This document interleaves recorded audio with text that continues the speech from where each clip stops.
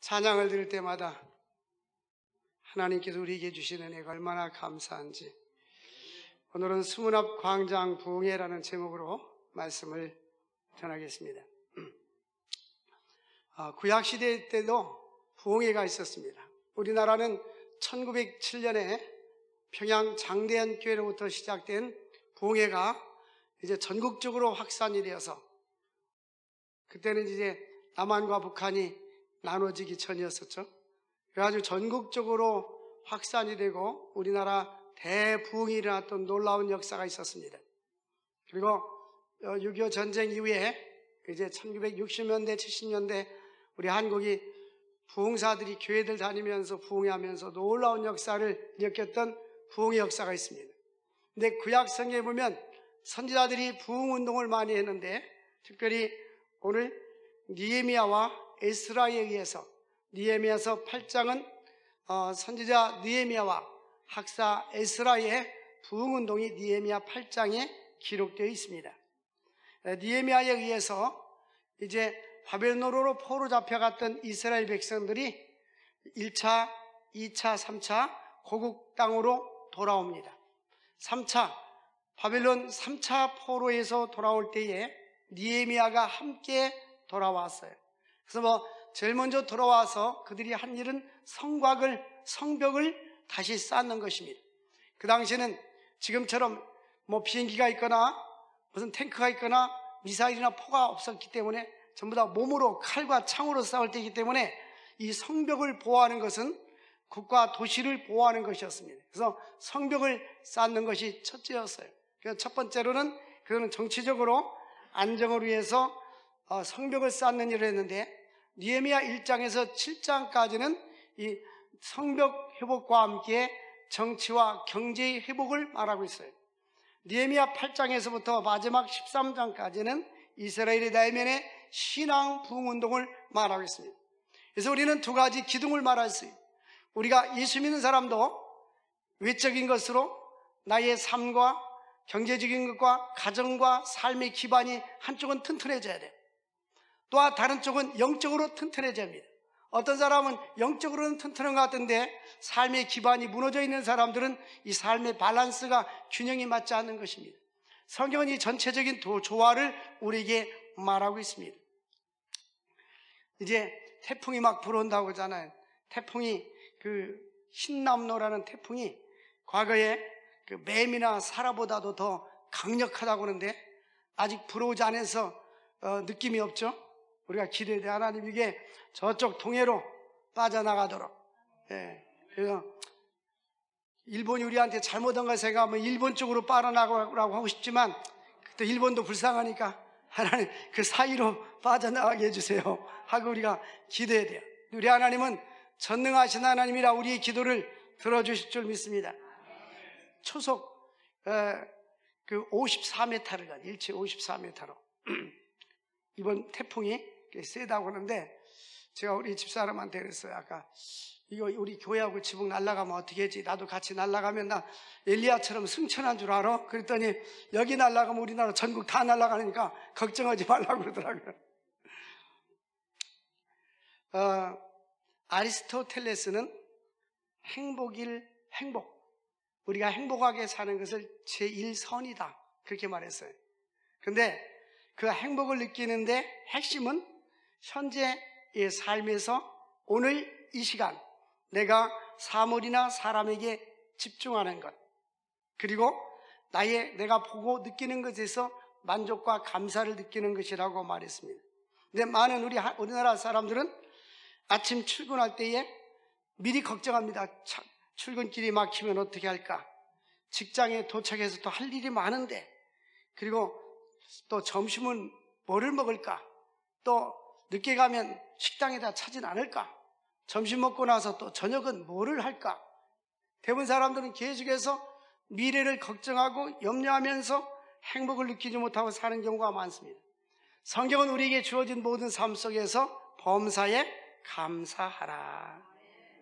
그러니까 한마디로 순간순간 하나님께 감사하고 오늘 나에게 생명과 호흡을 주신 하나님께 감사하시기를 바랍니다. 파스칼은 빵세라는 책에서 이런 이야기를 했어요. 우리의 생각은 온통 과거에 대해서 온통 사로잡혀 있고 또 미래에 대해서 온통 사로잡혀 있어요. 그 사람들은 껄껄하잖아요. 아, 그때 집을 살걸? 어떤 사람은 또 잘못 샀는데 내린 사람은 사지 말걸? 이렇게 껄껄합니다. 그래서 현재의 것을 음미하지 못하고 과거와 현재는 우리의 수단이고 미래는 우리의 목적이 되고 있는데, 우리는 현재 살아가는 삶 속에서 행복을 느껴야 되는데 항상 행복하려고 준비만 하기 때문에 행복하지 못하다. 미래 행복을 하기 위해서 오늘이 행복하지 않다는 거예요. 그래서 현재를 놓치고 살아가는 사람들의 모습을 보면서 파스칼이 지적한 것입니다. 우리는 언제나 현재 오늘 이 시간에서 하나님의 임재를 느끼고 하나님의 은혜를 느끼고 감사하며 살아갈 수 있기를 바랍니다. 여기 보면 첫 번째 본문은 하나님의 말씀 운동은 심령의 변화와 우리의 영혼을 풍성하게 합니다. 언제나 부흥운동이라는 것은 하나님의 말씀의 부흥이 있었습니다. 금년에도 지구온난화로 인하여서 기후변화로 인하여서 사람들이 이제 지구의 한쪽 구석에는 홍수로 물난리가 나서 이제 인명피해도 오고 많은 농작물에 피해를 봤어요. 그러나 유럽과 일부 국가들은 140년 만에 가뭄이라고 합니다. 그래서 강이 물이 말아서 강 바닥에 이제 드러내서 1억 5천만 년 전에 공룡 발자국을 발견했다고 이런 이야기까지 합니다. 우리는 미래를 예측할 수 없는 시대에 살아가고 있습니다. 오늘날은 식수의 부족과 양식의 부족으로 위기를 겪는 사람들이 많습니다. 우리 대한민국은 지금 너무나 풍성한 가운데 살기 때문에 사람들이 풍성하니까 감사를 모르고 있어요. 우리는 배고픈 시절을 겪은 사람들, 65세 이상 70세 넘은 분들은 배고픈 시절을 많이 겪어봤을 겁니다. 일용할 양식이 없고 때거리가 없는 그러한 삶을 살아본 사람들이 많이 있을 거예요. 그들은 과거에 양식이 얼마나 귀한 것을 아는데 지금은 풍성한 가운데 사람들은 감사를 모르고 살아가고 있습니다. 지금 보니까 뉴스를 얼핏 보니까 지금 이렇게 지구온난화나 지구변화로 인하여서 지구에서 하루에 1.5달러, 그러니까 1,500원에서 2,000원어치 양식을 먹지 못하는 사람이 과거에 비례해서 1.5배로 더 늘어났다는 것입니다. 굶주림 속에서 잠자리에 들어가는 사람들이 너무나 많이 있다는 것입니다.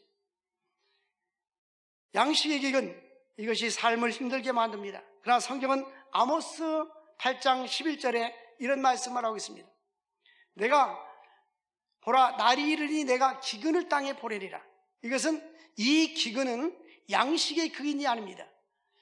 양식이 없어서 주림이 아니고 물이 없어서 가람이 아니라 여호와의 말씀을 듣지 못한 기가력이 될 것이다. 우리는 지금요 유튜브 채널 들면 막 여기서 설교 나오지 저기서 설교 나오지 설교 말씀을 많이 듣습니다. 교회도 가면 여기도 교회 저기도 교회당이 많습니다. 복음이 이스라엘에서 이제 유럽으로 복음이 전파됩니다. 사도행전 16장에 보니까 아시아로 바울이 복음 전하러 오려고 하다가 유럽 사람이 나타나서 마케도니아 사람이 나타나서 우리에게 와서 말씀을 전해달라고 하니까 배를 돌려서 유럽으로 갔습니다. 유럽이 먼저 복음이 전해서 전 유럽 국가들이 복음화가 되었어요. 복음화가 되면서 이제 선진국으로 꽃이 피고 문화가 발달되고 경제가 발달됩니다. 이제 영국으로 복음이 들어와서 영국에서 아메리카 대륙으로 북아메리카 미국으로 복음이 들어가고 이제 미국에서 동남아시아뿐만 아니라 여러 가지 대륙으로 복음이 퍼졌어요. 아직도 복음을 듣지 못한 나라들이 많이 있는데 복음이 먼저 들어간 나라들은 먼저 하나님께서 영적으로 물질적으로 재물로 경제, 정치, 경제, 사회, 문화가 먼저 앞서가는 축복을 주신 것입니다. 그런데 이제 복음이 들어가고 경제 수준이 높아지면 사람들이 잊어버리는 것이 있어요. 신명기 8장에 있는 대로 너희가 배불리 먹고 금과 은이 풍성하고 또 은금보화가 많아지고 이제 토지소산이 많아질 때 두렵건대 너희가 하나님을 잊어버릴까 두렵다. 근데 사람이 배불러지잖아요. 그러면 하나님을 잊어버리게 되었어요. 이것이 인간의 본성입니다. 그래서 보면 다시 유럽 국가들이 신앙적으로 영적으로 쇠퇴기에 접어들었어요. 그래서 신학교가 문을 닫게 되고, 신학교가 문을 닫게 되니까 당연히 주의 종들이 배출이 없으니까 영적 지도자들이 없어지는 거예요.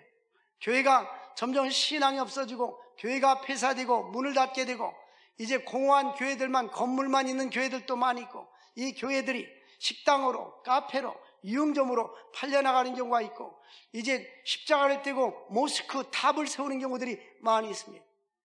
우리나라도 염려가 되는 부분들이 바로 이러한 부분들입니다. 중요한 것은 말세에 기갈이 있는데 무슨 기갈이냐? 말씀을 듣지 못한 기갈입니다. 우리는 지금 말씀의 홍수 시대에 살고 있어요. 여러분들, 말씀을 듣고 아무리 말씀의 홍수가 있다 할지라도, 아무리 물이 많이 있다 할지라도 내가 갈증을 때 물을 마시지 않으면 소용이 없는 것처럼 하나님의 말씀을 사모하고 말씀을 통해서 영적으로 살아날 수 있기를 주의 이름으로 축원을 드립니다. 아모스 8장 12절 보니까 사람들이 이 바다에서 저 바다까지, 동에서 서까지 비틀거리면서 여호와의 말씀을 찾으려고 하지만, 말씀을 구하려고 돌아다니지만 말씀을 듣지 못한다는 겁니다. 여러분, 주의 종들이 없어지고 말씀이 없어지고, 이제 한국의 신학대학 학부들이 문을 닫고 있습니다. 폐과되고, 아니면 인원을 줄고, 아니면 과이름을 바꾸고 있어요. 그리고 신학대학원도 점점점 정원 미달, 거의 다 정원 미달되고 있어요. 한국의 주일학교 중고등부 청년부들이 줄어들고 있어요. 그래서 물론 인구가 감소되는 영향도 있지만 그 예수 믿는 퍼센티지가 많이 줄어들고 있습니다. 점점 줄어들고 있어요. 그런데 우리는 이렇게 가만히 있는 것이 아니라, 우리는 기갈이 올까봐 염려하면서 말씀을 듣지 못해서 지금도 말씀이 홍수처럼 밀려가고 있고, 교회가 많고 유튜브를 통해서 말씀을 들을 수 있지만 일주일 내내 말씀을 듣지 않아서 영적으로 기갈을 당하는 사람들이 너무나 많이 있습니다. 우리 하나님께서는 말세에 하나님께서 기갈을 보내는데, 그 기갈은 물질적인 양식의 물의 기갈이 아니고, 먹는 양식의 기갈이 아니라 말씀을 듣지 못하는 기갈이 올 것이라고 했어요. 그러므로 우리는 여호와를 알자, 힘써 여호와를 알자, 말씀을 사모할 수 있기를 주의 이름으로 축원을 드립니다. 지금 예수 안 믿고 지금 말씀 안 들어도 내가 돈을 벌고 출세하고 나서 먼 훗날에 내가 예수 믿으면 되지, 그것은 우리들의 생각입니다. 시간은 나의 것이 아니라 하나님께서 정하신 것이요, 어리석은 자여, 오늘 밤에 내가 네 영혼을 도로 찾으리니 그러면 내가 뭐 어떤 재물이 누구것이 되겠느냐고 말씀하고 있습니다. 언제나 우리는 현재 이 시간에 충실하면서 살아야 하는 것입니다. 오늘 바벨론에서 돌아와서 이제 보니까 여기 에스라에 대해서 8장 1절에 보니까 에스라를 학사 에스라 이렇게 말하고 있고, 8장 2절에서는 제사장 에스라라고 말합니다. 이 에스라는 학사면서 제사장이었어요. 이 학사는 누구냐면 율법을 연구하고 복사하고 가르치는 사람입니다. 지금 말하면 신학자입니다. 신학자. 그래서 이 학사 에스라는 사람들이 이제 바벨론에서 70년 동안 살았잖아요, 포로로. 그러니까 이스라엘 나라 사람들은 히브리어를 사용하는데 이 바벨론 사람들은 아람어를 사용했어요. 그래서 이제 그 조상들은 히브리어를 아는데 70년이 지나니까 히브리어를 다 잊어버렸어요. 그래서 아람어를 히브리어로 번역해가지고 이제 또 히브리어를 아람어로 쉽게 번역해서 히브리 성경을 아람어로 번역해서 이들에게 가르쳐줬어요. 이게 학사 에스라가 부흥운동하면서 그들에게 말씀을 이렇게 가르쳐 주었습니다. 그런데 학사 에스라가 부흥운동할 때 어떻게 진행됐냐면, 이제 일곱째 날에, 종교적으로 일곱째 날에 수문 앞 광장에 모였습니다. 하나님의 말씀을 우리가 듣기 위해서 모여야 됩니다. 모이기를 힘쓸 수 있기를 바랍니다. 모일 때, 모여서 기도할 때, 회중 예배 때 하나님의 성령의 강력한 임재를 더 느낄 수가 있는 것입니다.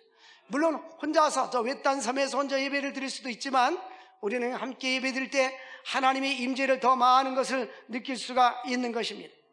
이제 백성들이, 보통 우리는 교회에서 목사님들이 제자 훈련하게 오세요, 말씀 듣게 오세요, 목사님들이 이렇게 말하잖아요. 근데 여기 수문 앞 광장의 집회는 1절 말씀에 오니까 백성이라고 됐어요. 백성이 일제히 수문 앞 광장에 모여서, 자신들이 모인 거예요. 지금요, 모여서 학사 에스라에게 여호와께서 명령하신 율법책을 가져오기를 청하였다. 이제 백성들이 모여서, 우리 학사 에스라가 집합시킨 게 아니라 백성들이 모여서, 스스로 모여서 주의 종을, 신학자를, 학사 에스라를 불려서 성경을, 율법책을 갖고 와서 강론해 달라고. 왜 그랬을까요? 말씀을 듣고 싶어서. 이들이 지금 말씀의 갈증을 느꼈어요. 여러분, 우리가 은혜를 받고 영적으로 성장하려면 말씀에 갈급함이 있어야 됩니다. 배고파 보셨어요? 배고프면요, 이 주먹밥도 굉장히 맛있어요. 우리가 군대에서 훈련 받을 때 막 배고프잖아요. 이 주먹밥 만들어서 소금만 넣어가지고 대충 줘도 얼마나 맛있는지 몰라요. 근데 배부른 사람에게는 아무리 많은 것이 있어도 별로 맛을 못 느낍니다. 우리가 영적으로도 이 사모하는 마음, 사슴이 신의 무 찾기에 갈급한 것 같이 내 영혼이 주를 찾기에 갈급하나이다. 이 말씀에 갈급한 사람은 영적으로 건강한 사람입니다. 이 식욕이 왕성한 사람은 위장이 튼튼하고 건강한 사람입니다. 근데 식욕이 떨어지거나 입맛이 떨어지면, 어떤 사람은 코로나 걸리니까 입맛이 없다고 하는데, 이 입맛이 있고 이 식욕이 왕성한 사람들은 건강하다는 사인입니다. 마찬가지로 영적으로 건강한 사람들은 설교 말씀을 듣고 싶고 또 듣고 싶고, 오늘 가면 무슨 말씀을 주실까 이렇게 생각을 하게 되는 거예요. 근데 여기에 이 시대 사람들이 이제는 말씀을 사모해서 스무나 강자에 모여서 이제 학사 에스라에게 율법책 가지고 오기를 청하였다고 했습니다. 그리고 제사장 에스라는 이제 율법책을 가지고 회중 앞에 모여서 2절에는 제사장 에스라, 이것은 에스라의 공적인 권위를 말하고 있어요. 제사장 에스라가 율법책을 가지고 회중 앞에 남자나 여자나 알아들을 만한 모든 사람 앞에 이르러, 이제는 귀가 있으면 알아들을 만한 모든 사람에게 하나님의 말씀을 증거하고 있습니다. 그래서 얼마나 오랫동안 설교를 하고 있냐면 3절에 보니까 스무나 광장에서 새벽부터 정오까지, 이 새벽은 해가 떠가지고 글씨가 보일 때부터를 말합니다. 그러니까 보통 6시부터 낮 12시까지 6시간 동안 말씀을 들은 거예요. 이 스무나 광장에서 집회할 때 그 모습을 머릿속으로 한번 연상해 보십시오. 6시간 동안 설교를 듣고 있었다. 말씀을 듣고 있었다. 얼마나, 우리는 딱 일정한 시간이 지나면 언제 끝나나. 저도 옛날에 중학교 다닐 때요, 주일날 늘 교회를 다녔어요. 중고등부 다니고 어른 예배에 참석했는데, 우리 고향교회 목사님은 마지막으로, 그럼 끝나는가 보다. 그러면 끝으로, 그 다음에 결론적으로 이렇게 3번을 더 해요.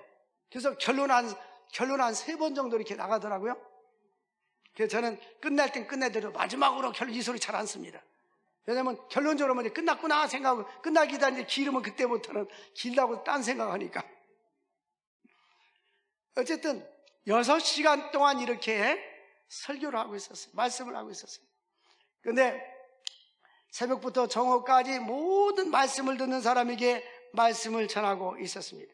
근데 에스라는 이제 4절에 보니까 학사 에스라가 특별히 지은 나무 강단에 섰고, 이 지은 나무 강단은 뭐냐면 우리가 그 해변가에 가면 여름에 거기에 막 공연도 하잖아요. 큰 무대를 설치하고, 또 무슨 선거할 때 보면은 큰 무대를 설치하고 이렇게 연설하잖아요. 이게 연단을, 강단을 쭉 짜서 만들었다 소리예요.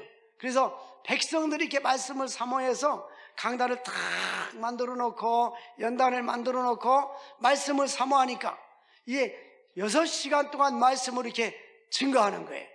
그러니까 이게 말씀의 부흥운동. 근데 특별히 학사 에스라가 설교한 것은 다른 설교가 없어요. 그 율법, 주로 창세기를 중심으로 해서 창세기, 출애굽기, 레위기, 민수기, 신명기를 모세오경이라고 하잖아요. 그 모세오경을 중심으로 특별히 읽고서 해석을 해주는 거예요. 읽고 해석해주고, 읽고 해석해주고, 강의해준 거예요. 근데 사람들이 이 율법의 말씀을 들으니까 사람들이 감동받고 은혜를 받는 거예요. 그래서 저는 이 설교 말씀할 때 이 성경을 주로 많이 말하려고 하고, 제가 느낍니다. 너무 양이 많다는 걸 알아요. 양이 많아요. 분량이 많은데 왜 그렇게 하냐면 평상시 성경을 알더라도 더 알게 하고 또 모르는 사람들은 더 많은 것을 알게 하도록 가능하면 성경을 많이 가르쳐 주려고 그렇게 합니다. 설교 말씀 속에 하나님의 말씀을 더 많이 성경 강해 위주로 하는데 이 학사에서라도 역시 그렇게 했어요. 그러니까 학사에서라는 성경 말씀을 계속해서 강해를 해줬다. 그래가지고 백성들이 5절 보니까 에스라가 모든 백성을 위해 서서 그들 목전에 책을 펴니 이제 책을 펼 때에 우리 한번 실습해 보고 있어요. 실습하는데 이 성경을 딱 피면 일어서는 겁니다.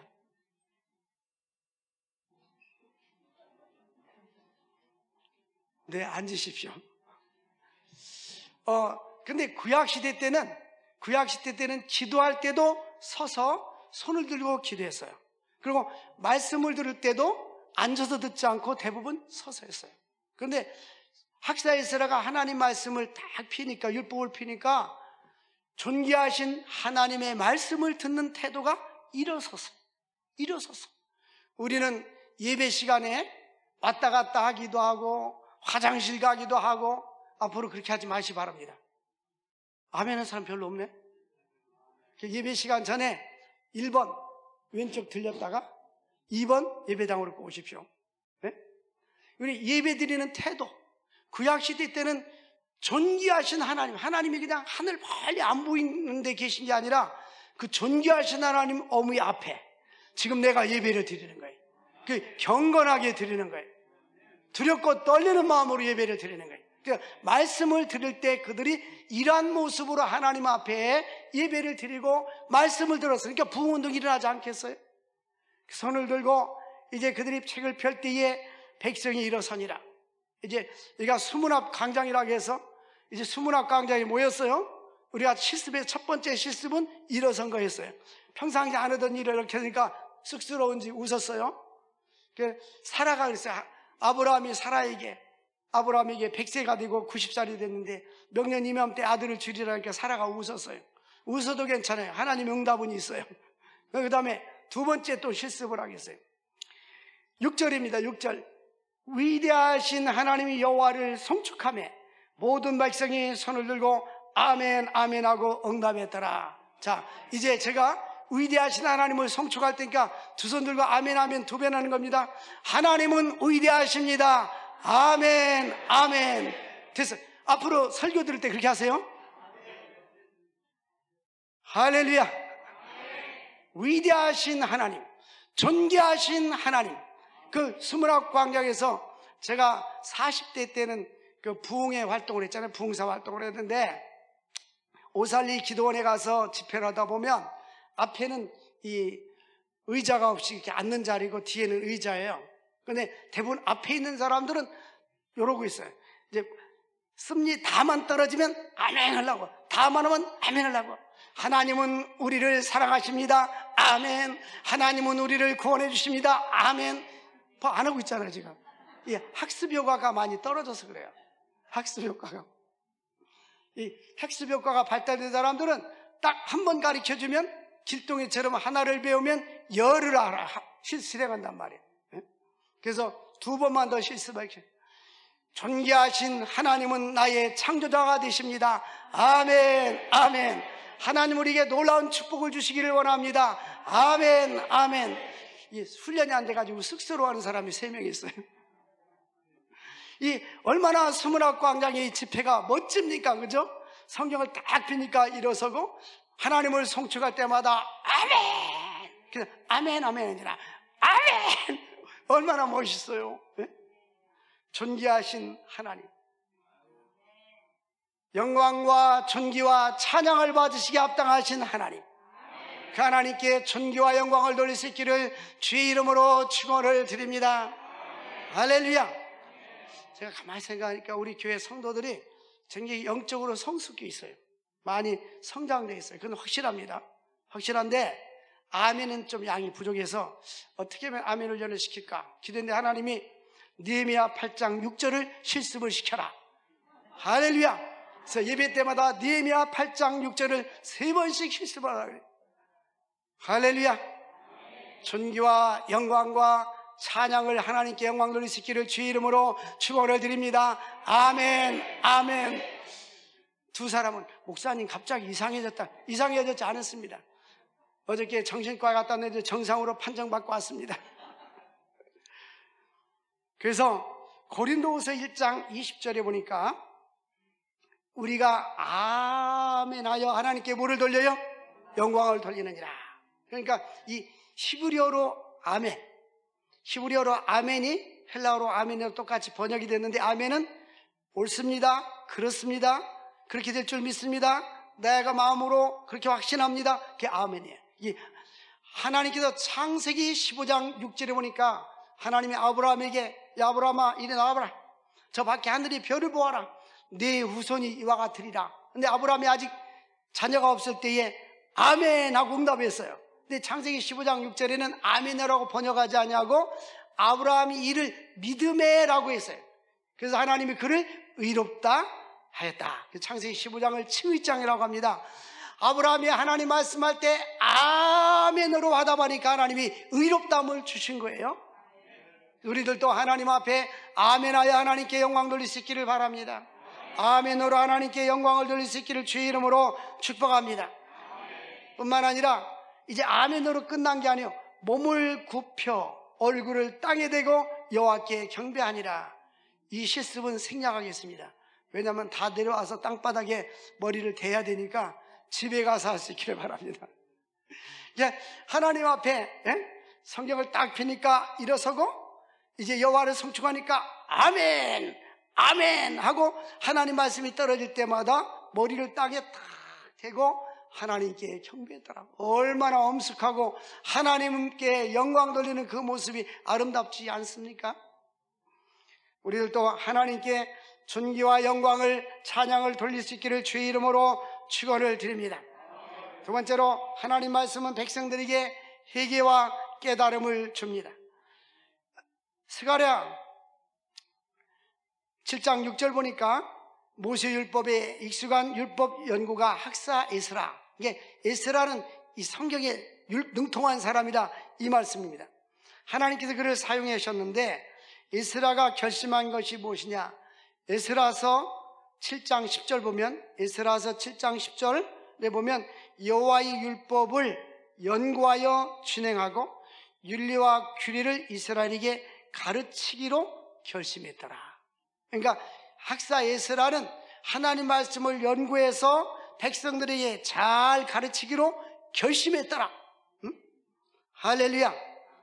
그래서 학사 에스라는 말씀을 잘 가르쳤어요.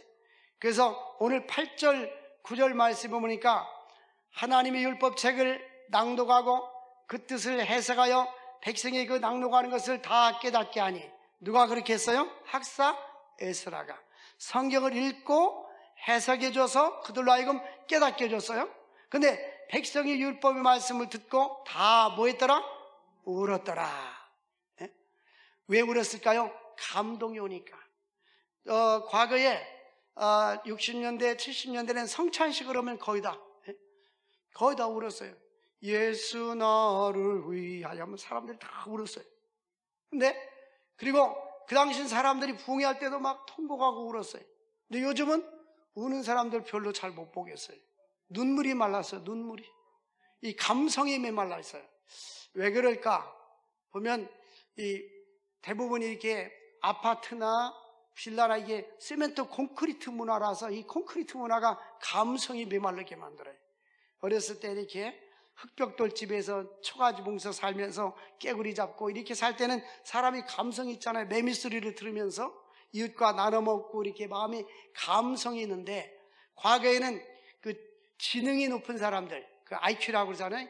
인텔렉츄얼 쿼션, 지능이 높은 사람들이 잘 살았어요. 좋은 직장도 가고. 근데 그 다음에 시대가 변하면서 EQ, 에모셔널 쿼션, 그래서 이 감성 지수가 높은 사람들이 대인관계가 좋고 인간관계도 좋고 또 어떤 사업상에도 재능이 있어요. 근데 요즘은 또 인간관계, 릴레이션십 쿼션, 인간관계 지수가 좋아야 된다, 그런 얘기를 해요.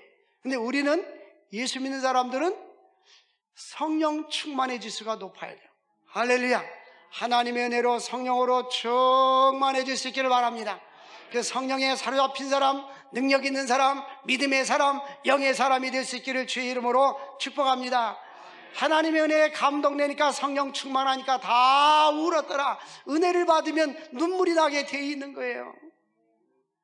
그런데 여기 보니까 구제로 보니까 총독 느헤미야와 제사장 겸 학사 에스라와 백성을 가르치는데, 이제 이 집회는 먼저 학사 에스라가 했고, 그 다음에는 후발주자가 또 느헤미야가 또 같이 공동 부흥성회를 시작했던 거예요.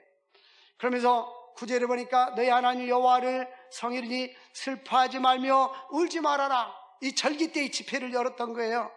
그런데 슬퍼하며 울지 말아라. 이 초막절은 뭡니까? 이스라엘 백성들이 40년 동안 광야 생활한 것을 기념하면서 하나님 은혜에 감사하는 절기에 수문학 광장에 모여서 저들이 집회를 하는데, 너희 좋은 날에 울지 말아라. 하나님을 기뻐하라고 말씀하고 있습니다.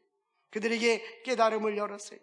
우리가 시편 119편 18절에 있는 대로 내 눈을 열어 주의 율법을 놀라운 것을 보게 하소서. 여러분, 하나님께 기도할 때 하나님 영적인 눈이 열려지게 하여 주옵소서. 주의 놀라운 것을 깨닫게 하여 주옵소서. 보게 하여 주옵소서. 그 시카고 대학 그 예배당을 록펠러가 지었습니다. 록펠러는 미국의 종합대학과 단과대학을 24개를 건물을 세워서 후원했어요. 그런데 그 자기 아내가 소천하고 난 후에 록펠러가 책표를 짓고 났어요. 책표를 짓고 나서 신문 기자들이 찾아왔어요. 기자들이 찾아와서 당신이 이렇게 잘 사는 비결이 무엇이고 사업의 비결이 무엇이고 30년 동안 미국의 1등 부자였는데 그렇게 부자가 된 비결이 뭐냐고 물으니까 그 이유 중에 하나가 나는 우리 부모님으로부터 유산을 물려받았습니다. 당신 부모는 가난한데 무슨 유산입니까? 우리 부모에게 신앙의 유산, 믿음의 유산을 물려받았습니다 하면서 우리 부모는 나에게 주일 성수를 해라, 11조 생활을 잘해라, 목사님 말씀에 순종하라, 예배 시간엔 맨 앞자리에 앉아라, 그렇게 나에게 교훈해 줬는데 그 말씀대로 살으니까 다른 사람들은 2년 3년을 앞을 내다보지만 하나님은 나에게 30년 50년을 내다볼 수 있는 지혜를 주셨습니다. 여러분, 내 눈을 열어 보게 하소서. 하나님, 우리는 영적인 통찰력, 또 인생을 살아가는데 사업을 하든지 공부를 하든지 인생을 살아갈 때 미래를 바라볼 수 있는 통찰력을 달라고 기도해야 돼요. 내 눈을 열어 마음의 눈, 영의 눈, 삶의 눈, 지식과 지혜와 총명의 눈이 열려질 수 있기를 주의 이름으로 축원을 드립니다.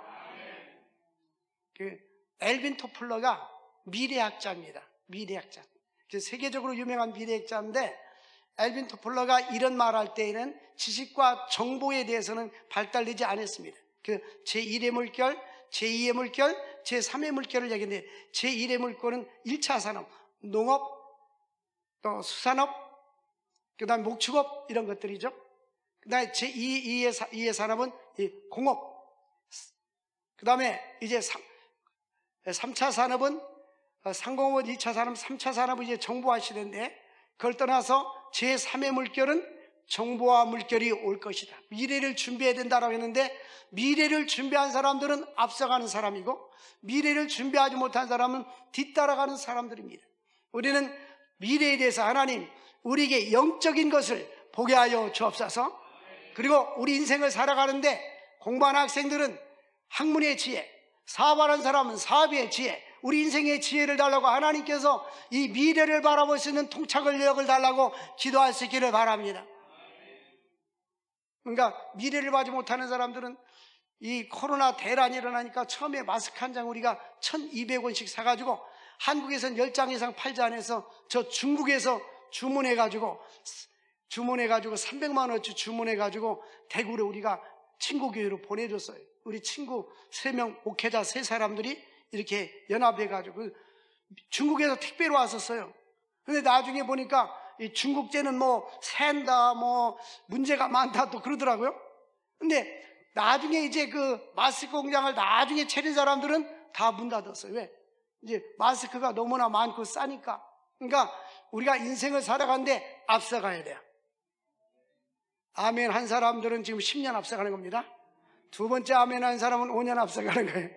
하나님 아버지, 내 눈을 열어 보게 하여 주옵소서. 내 눈을 열어 보게 하여 주옵소서. 내가 인간 중심으로, 내 중심으로 인생을 사는 것이 앞서가는 건지, 하나님 중심으로 사는 것이 앞서가는 건지, 그런 성경을 보면 답이 나와 있어요. 지금 보이는 좀 처져가는 것 같고 늦는 것 같지만 말씀대로 살고 믿음으로 사는 사람들은 하나님께서 높여주십니다. 주 앞에 낮추라. 때가 되면 너희를 높여주시리라. 내 눈을 열어 주의 귀한 것을 보게 하여 주옵소서. 시편 119편 100절에 보니까 주의 율법은 노인보다, 우리의 명철이 노인보다 승하다. 이 노인은 인생에 많은 연륜이 있잖아요. 경험이 있잖아요. 그래서 우리는 지혜를 얻는 방법 중에 하나가 뭐냐면 그 분야의 전문적인 사람, 그 분야의 경험이 많은 사람에게 지혜를 얻어야 돼요. 그래서 하나님의 법도를 지킴으로, 하나님 말씀을 지킴으로 명철함이 노인보다 더 승하더라 하는 것입니다. 그러므로 우리는 하나님의 말씀을 통해서 수문학 강정의 사람들의 회개와 깨달음이 있는 것처럼 우리들에게 늘 깨달음이 있기를 주의 이름으로 축원합니다. 마지막으로 여호와 하나님을 기뻐하는 것이 주의 백성이다 라고 되는데, 세 번째입니다. 이 10절에 보니까 백성들에게 이런 말을 합니다. 이제 느헤미야가 그들에게 이르기를 너희는 가서 살찐 것을 먹고 단 것을 마시되 준비하지 못한 자에게는 나누어 줘라. 이제 잔치하는데 자기 것만 먹지 말고 준비하지 못한 자들에게 나누어 주라는 거예요. 여러분, 나누면서 살 수 있기를 바랍니다. 가진 자들은 나누어 줘야 합니다. 나누어 줘라. 거기 밑줄 그으세요. 나누어 줘라. 어디에요? 느헤미야 8장 10절. 준비하지 못한 자에게는 나누어 줘라. 나누면서 살 수 있기를 바랍니다. 이날은 우리의 주의 성일이니 근심하지 말라. 여호와로 인하여 기뻐하는 것이 너희의 힘이니라. 찬송에 보니까 예수는 나의 힘이요 내 생명 되시니. 여러분, 여호와로 인하여 기뻐할 수 있기를 바랍니다. 예? 하나님 때문에 기뻐하고 하나님 때문에 즐거워하고 하나님 때문에 힘이 될 수 있기를 바랍니다. 그래서 우리는 하나님과 교제하고, 이 기쁨의 원천은 하나님과 예수 그리스도입니다. 예수 안에 참 기쁨과 안식이 있고 예수 안에 행복이 있습니다. 하나님과 교제가 될 때 행복이 주어지는 것입니다. 시편 119편 165절 보니까 주의 법을 사랑하는 자에게는 큰 평안이 있으니 저에게 뭐가 없으리로다? 장애물이 없으리로다. 여러분, 인생을 살아갈 때 장애물이 있잖아요. 근데 왜 장애물이 있습니까? 하나님의 법을 사랑하면, 이 법을 사랑하면 왜 장애물이 없을까요? 이 법대로 내가 살게 된단 말이에요. 내가 하나님 말씀대로 법대로 살게 되면 인생에 장애물이 없이 하나님께서 장애물을 다 제거시켜 주십니다. 스물아홉 광장의 부흥운동이라 했던 것처럼 여러분의 삶에, 개인의 가정에, 우리 교회가, 이 나라의 민족이 부흥운동이 있기를 주의 이름으로 축원을 드립니다. 기도하겠습니다. 하나님 아버지, 감사합니다. 오늘도 스물아홉 광장에 모여서 많은 백성들이 하나님을 찬양하고 예배하고 말씀 듣고 깨닫고 회개하는 운동이라는 것처럼 우리 동성성의 성황교회가 부흥운동이라게 하여 주옵소서. 주의 기이한 것을 깨달아 알게 하여 주시고 주의 기이한 것을 보게 하여 주시옵소서. 우리 대한민국이 다시 신앙의 부흥운동이 일어날 수 있도록 주여 역사하여 주시옵소서. 예수님의 이름으로 기도합나이다. 아멘.